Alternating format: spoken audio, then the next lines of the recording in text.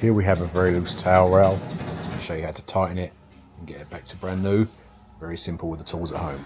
So using an Allen key set, using a 2.5mm bit, and there's a little fixing in there that holds it all in place. Do not lose it. This is what it looks like. It's got a pointy end to it, which makes it all secure. There's an example of the tool. You can buy this tool from Bunnings, a 2-piece set.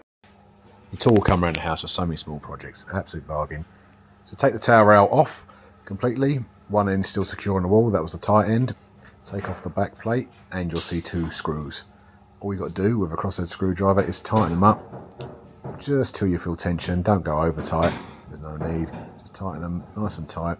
And then that is the secure fix into the wall you need, which will stop the wobble.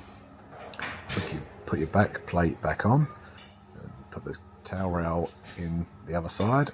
And then put it all back together. And hopefully you haven't lost that fixing. And you pick that up. And you do the reverse and you just screw that back in nice and tight, and it holds it in place. And then once you've done that, it'll be nice and secure, nice and tight, and you shouldn't have any problems. And there we go, giving it a good wobble, nice and secure, job done.